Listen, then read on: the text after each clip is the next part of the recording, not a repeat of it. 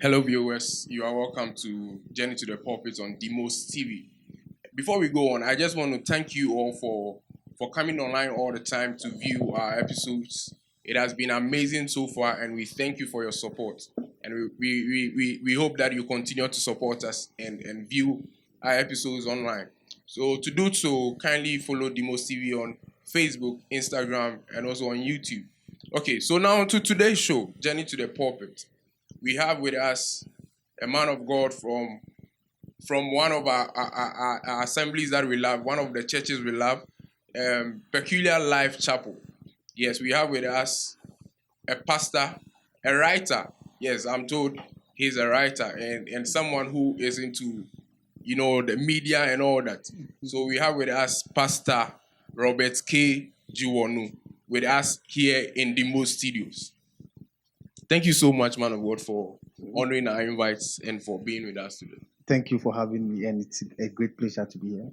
Okay. Yeah. We are grateful for you to be here.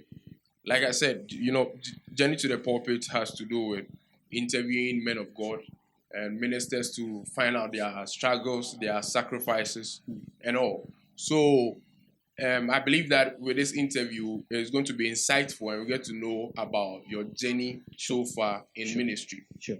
But before we go into that, I would like to find out from you, what's your take on this COVID-19? Because this is something that has affected the church in a way. So, and everybody has something to say, one way or the other, because we've been all affected. Yes. Yes. So what do you have to say about that? I must confess that COVID-19 is an eye opener. Okay. Even for pastors, because the truth of the matter is that COVID-19 is telling us or has taught us a lesson that when we talk of ministry, we are not necessarily talking about a church building. Okay. Ministry is different from the church building. Okay. And the experience I have gotten with COVID-19 is that even during the lockdown, we were still in ministry. Yeah. Myself, my spiritual father, Prophet Kofi Gideon, Pastor Kojo Derek, every Sunday we're running about, making sure that we keep informing our members on the realities of what is going on. Okay. So on the score of the COVID-19, it has taught us that as pastors, we need to go beyond what we just do in our churches. Okay. That is one. And then secondly, one of the things it has also taught us is the fact that we need to save enough money. Okay. Because without money, I bet you, there are a lot of things we can't do with. Yeah, the church needs money. Yes. So it means that as a church, we need to go into investment, proper investment. Okay. So that in crisis like this, you would have money that can even cater for you for the next 6 months or 1 year. Okay. Because right now, when you look at the experience we are having in COVID-19, I mean, there are so many churches that have gone bankrupt. Yeah. As a matter of fact. Yeah. Because you have bills to pay. Yeah. You have church staff to look up to and all these things. And so if the church doesn't invest financially, so that in crisis like this, we'll be able to get certain things to cushion up for some of the experiences. So when you ask me for my take on COVID-19, I think with these two things, that is what I've observed. No, that's very good. The church has to invest, and ministry goes beyond the Beyond church. just the church building, yes. Yeah, so the president lifted the restrictions, and now we have the church has resumed. The number has of the restriction concerning the number of congregants has also been taken off. Yeah. So I want to ask, how is attendance like? Members coming in, do they still look afraid of contacting the virus and all that? How are you managing to psych them and to convince them that the church is safe to come? On our part, we've been very fortunate to have engaged them. Okay. That's the members of the church. Okay. From the very day the lockdown occurred. Okay. We've been engaging our members consistently. We've been praying with them online through mobile phones and all that, conference prayer time. So the engagement was there. Okay. So when we resumed, it wasn't difficult for them to follow or to come to church. Come to church. It wasn't difficult because the engagement was there. Okay. It wasn't like we left them during the lockdown. We were on Facebook preaching every Sunday morning, calling them, finding out how they are doing, encouraging them, praying with them. So I believe that these things that we have done has helped in a way. So in terms of attendance, if in this condition you're able to get over 50 people come to church, then you should thank God. Yeah. Yes, because there are some big churches, you see their pictures and you see their videos online, realize that, hey, people are not responding. But we are fortunate that by God's grace, people are responding to our church services. I want to commend you for that. That I believe that is something that a whole lot of other ministers of God will learn. Because I believe as the body of Christ, we may have different denominations, but we are one. Yeah. So I believe that these are some things that we can learn from each other and all. Wow, it has been. Thank you so much for that. Thank God. So, with how you are talking, I see passion behind what you are. Yes, with how you are talking, I want to find out how did you get into ministry? Was with how you are talking is something I see. It is something that you enjoy doing. Yeah. So I want to ask, how did you get into ministry? You see, anytime God calls you, He makes a provision, and there is a reason why we have all been called. Exactly. That is why one of the advice I give to people is that you don't just go and walk in the church. Let the church walk through you. Like I attended one of the, in quotes, one of the stubborn schools in Tema here, Tema Technical Institute. Oh yes. That is where I attended. Yeah. And I remember one of the former HODs of the warding department, Mr. Samuel Nyamike, he said, don't walk through Tematech. Let Tematech walk through you. Okay. Now, in 2007, I had a conviction that I have been called to go into ministry. Because before 2007, I had received series of prophecies and some through personal encounter. And so it is something I kept rejecting. Because those days, a young person into dancing, into rap, into all these things. And then suddenly, there's a transition. It's like you are called to be a pastor. You are called to do this. If you don't do this, these are the outcomes that you are going to experience. And so I'm like, wow, this thing is going to be difficult for me. But in 2006, 2007, I made up my mind. And there was a vacant position in my current church. This wasn't the church I started with, Peculiar Life Chapel. It wasn't where I started church. I mean, I have history from Assemblies of God through to United Baptist Pentecostal Ministry, and then landed at Peculiar Life Chapel. So the then secretary of the church was going to get married. So it means that after she got married, she has to leave to the husband's church. So that position of hers, the role she used to play, has become vacant. So my senior pastor now, Prophet Kofi Gideon, called me and said, there is a position we would want you to act temporal. And I said, okay, I wouldn't want to do it, but since it's also the work of the ministry, let me do it and see. And see how it was going to be.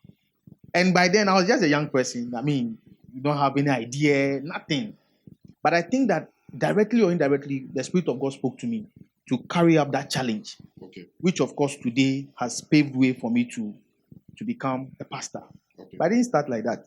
So I started out as the secretary of the church. Later, I became the youth president, and it continued. So this is how I entered into the work of the ministry as a church worker, specifically. Yes, so that's how it began. I don't know if I've answered your question. Yeah, you have. You have. Because the ministry is not necessarily being a pastor, or not only for being a pastor. Yes. Was over the period, I've come to understand that we have different types of ministry. Even ministry of helps. Yes. Where even the ushers and everybody's it's ministry, correct? Yes. So you really answered my question. So you said with Peculiar Life, you started as the secretary. Yes. And I like the fact that you were honest enough to say that as a young guy, you had no or little idea as to all these At things. all. The thing is that I went to Temateco. Mhm. I did pure technical welding craft practice or welding and fabrication. That's what I did at Temateco. So I didn't have anything regarding administration, secretary, keeping records, and all that. I didn't have anything like that. But what helped me at the time was that my passion for writing was very high. Okay. So I think in a way it contributed to what I've been able to do. Okay. Build success around the administration of the church. Institute setting measures, build some systems. And today, by God's grace, we are using it. So let's start with you started as a secretary, then Yes. you went on to become a youth pastor, Yes. youth leader, Yeah. and you went on like Yeah. that.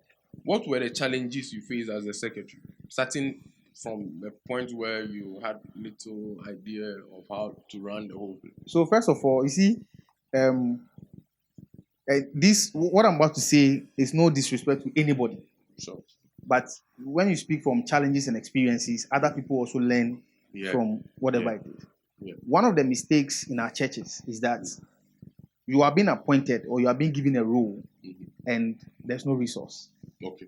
There's no training. Okay. Mhm. So that is one of the challenges. Yeah. It means that you need to go beyond the limits to learn on your own. And to be frank with you, if I'm not passionate about something, I'm not going to learn. Yeah. Yes. So this is one thing I would quickly implement in our branch church. That is when I begin establishing branches and all that. And these are some of the things I'll quickly implement. So that you appoint someone, you need to resource the person. You don't just assume that the person knows everything. It is one of the mistakes in the church. To be frank with you, one of the mistakes in the church. Like you go to a church and ushers are being appointed, people in charge of emceeing and all these things. There's no orientation. There's no training. Nothing. I believe that every organization has a culture. Yeah. And if you don't fuse that into the person who is working for the organization, I mean, what is the person living with? Okay. But some of us, because we are passionate and because we know that we've been called to do this, we don't care if you don't give us any training or whatever. We'll go beyond and prove that whatever you have given to us, we can deliver and deliver well. I like that because it's about time we understand that the church, aside being a place of worship and a place where we come together and to learn more of God, it's also an organization where we have to understand that same way you want to run your business, same way you want to run a company. Yes. We are dealing with humans. Yes, and you have to be able to train and do all that. So I believe what you said is good. And since you've gone through that to know that challenge, I believe it's going to help in the near future. Sure. So then how did it transit? How long did you serve as the secretary? I'm still serving as a secretary. You are still serving? Oh, okay. So it means that more portfolios came. Yes. Wow. 13 years. 13 years. I remember last time one female friend of mine called me and was like, "Are you still with your father?" I said, "Yes." Wow. I'm not gone yet. Wow. You see, as we go on, I'm going to build on certain things. So I believe that as the conversation goes on, there are some of the things I'll be revealing. Okay. Yes. So how then did you add on the role to be the youth leader? The thing is, you see, when something is handed over to you, first of all, it is not about you. It is not. It is about a larger picture that we are all aiming at. Okay. So you need to perform. Don't underperform. That is one thing that is lacking in the church. So you appoint someone as a secretary without any training, without any resource. Then the person also relaxes. After all, say young training me and I say your mommy where me na me home. Some of us will end up saying that the church doesn't belong to my father. It doesn't belong to that kind of. But you see, when you know where you are going, you would prepare yourself, to fit into that journey. The journey to the pulpit is not easy. Many of us young people want to be on the pulpit, but we don't want to pay the price. Yes, that's true. That is the problem. That's true. We don't want to go through anything. And so someone can complain that, oh, I have been in this church for 10 years, for 5 years, I'm not seeing anything. You are not seeing anything because your eyes are closed. That is why you are not seeing anything. I believe you understand what I'm saying. Yeah. So I've been appointed as a secretary. Year in, year out, I raise the bar. I introduce new things into that department. Okay. You are proving to the general overseer or the senior pastor that the work he has given to you, you are ready to deliver. Okay? Okay. So as you delivered, then okay, oh, my son is doing well. But what if we add up you being the youth pastor direct? Okay. Will you be able to handle it? Okay, let's try. And you go there you raise the bar. So you keep things are being added because they know that you are somebody who can deliver. Okay? Yeah. So transition will come if you are able to deliver. I mean, better transition will come when you're able to deliver. So in my case, I started as a secretary. I believe that the elders in the church may have seen my performance, and then they decide to upgrade it to become the youth president, and other things followed. Yeah.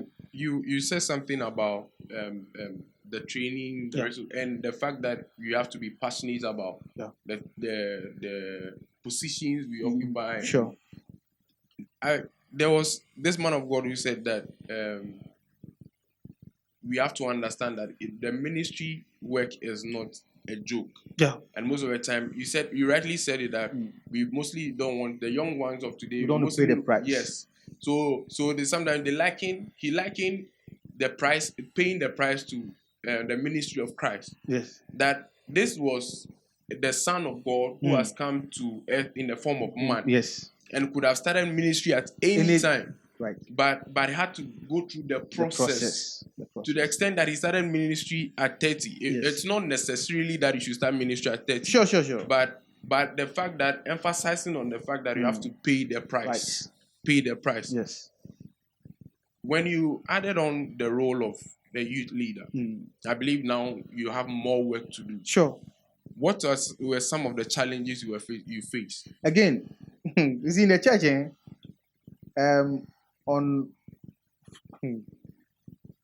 from October, I'll be doing certain short videos presentation, and I'll be revealing certain things. Okay. You see, in the church, when we get our act together very early, it's going to help all of us. Yeah. There is this guy who can't do the work, but for the fact that Robert K. Dziwornu is related to the man of God in a way, so that is why he might have been given this role to play. That is not the case.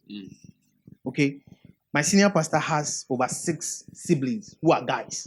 None of them is in our church. So if it is because of relation, I shouldn't even be there. Yeah. Because why are his brothers not there? It is about what? Vision. It is about the vision of the church. Okay? Yeah. So you are appointed. Things are being added up. There are other people who are not doing anything. One, they become envious of you. They try to say a whole lot of things. They try to say a whole lot of things to discourage you and ask for you. You are the favorite. You are this. You are that. Some of these challenges, if you, the person performing, if you don't take care and you want to take them into heart, it will bring you down. Hold it there. This is something you have to stress on. This is something you have to stress on. Yes, so if you are watching, this is Journey to the Pulpit, and it's getting interesting with Pastor Robert K. Dziwornu. Don't go anywhere. We'll be right back. This program is sponsored by Footy Expressions and Hot Awale. Okay, so if you just joined us, this is Journey to the Pulpit with me, Mike Usa, and with me here in the studios is Pastor Robert K. Dziwornu from Peculiar Life Chapel. Before the break, you were talking about church positions and challenges, and the challenges that you face, and you made mention of the fact that sometimes people think you occupy the position because of your relation with Yes. the pastor Yes. and all that. Yeah. And you said something that I think you have to speak or throw more light on. And the fact that as you serve in your position, if you want to pay attention to things that a lot of people say about it to bring your work down. Can you explain further? Okay, so the thing is that, for example, when you come to our church, Pastor Kojo Derek is in charge of praise and worship and the entire music team. Okay.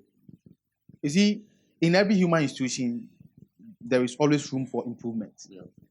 But there are some people in the church who are fault finders. No matter what you do, they want to look for faults.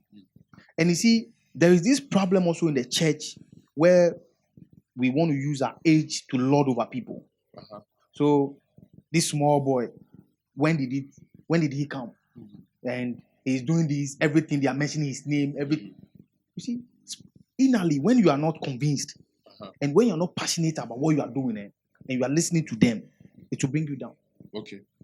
You understand? Yeah. So whatever people say, I mean, gone are the days, I've heard a lot of things in my portfolio. Some people there are some elderly people who even think that I don't deserve to even be the secretary of the church, to be in charge of administration, to be in charge of finance.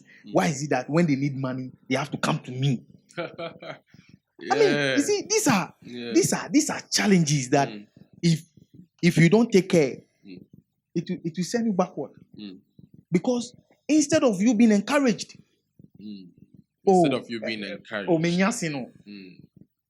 mean, there are people. There was a time in our church where some elders who have ganged up and try to pollute people against you, pollute the senior pastor against my performances, and it's not like I'm not delivering.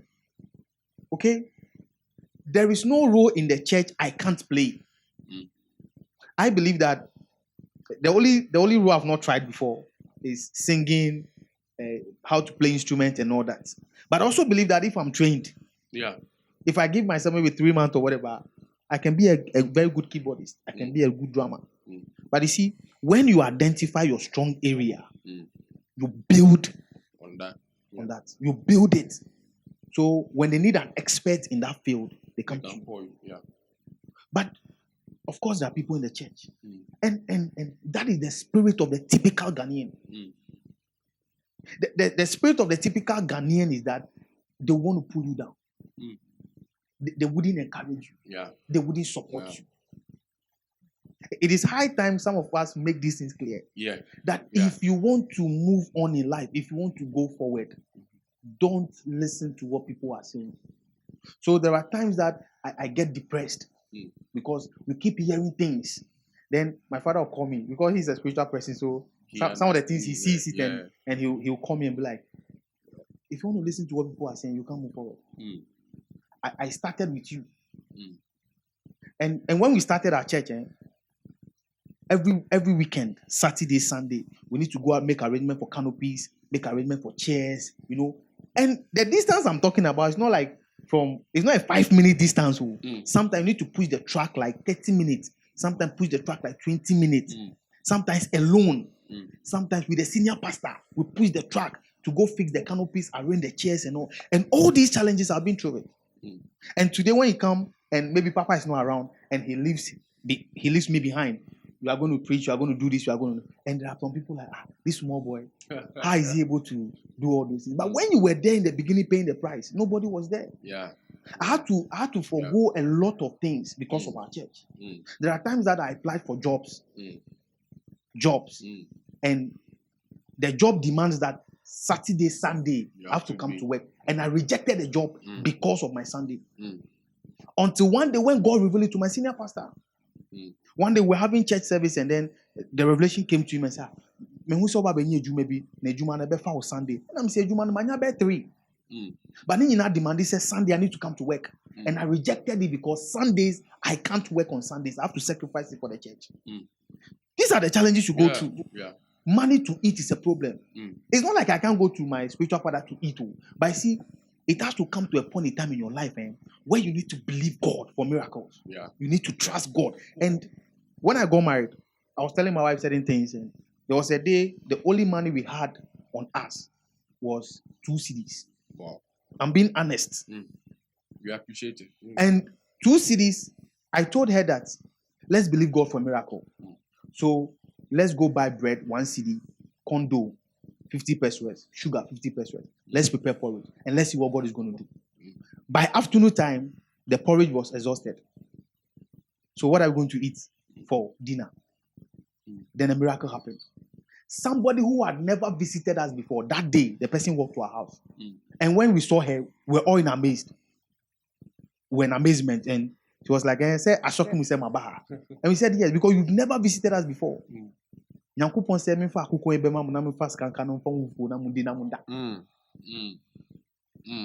see, these are some of the miracles you get when you pay a price. Yeah. But many of us, we are not ready to go through the challenges. Journey to the pulpit is not gravy and jollof. It's not like going to the roadside and buy banquet and tilapia. There are prices you have to pay. Some people will look down upon you. Some people can look you in the face and tell you, you don't deserve this thing you are doing. You don't have money. How are you surviving? You have to go through it. I wouldn't say today I'm the richest person, but it is better than before because we keep believing God for miracles. Journey to the pulpit. Well, you made mention of the fact that you had to go for canopies and all that. Yeah. And sometimes when the church, you see, this is the transitions that when most people join the church, they don't see. They don't see. And they are not aware of. For you to turn down jobs, which could have given me you money. I'm being honest. About 3 jobs. Because they were demanding that Sundays I have to come to work. And I said no. So I wasn't surprised when it was revealed to my spiritual father. Sunday during church service. Say my also one you maybe Sunday, but yeah man in Kwanam see me eduman ma rejected that. It's men how who can bomb say me ko eduman empa. Sunday can ba me see me. Because I have purpose in my heart to sacrifice my Sunday for the church. And I'm doing it unto God. Gone are the days when you are doing certain things in a church, you think you are doing it for the pastor. It's not true. In a space of time, experience has taught me that whatever you do in the church, if you do it well, if you don't do it well, it will go against you. And these are some of the challenges many of us must be ready to pay. We have to go through it. You see, the thing is that things that you don't go through, you didn't gather enough experience. Yeah. How to relate to people, how to talk to people, even though you know that this person is an enemy. Because this same person will go and stab you in the back, say a whole lot of evil about you. But at the end of the day, the person will turn himself and come to you and try to listen to whatever you have to say. You know very well. So you are careful with the person. And you learn to deal well with people. Because you are looking at a larger picture. Yeah. Where one day God is going to entrust so many people into your hands. If you are not able to overcome the ones at this level, how can you manage?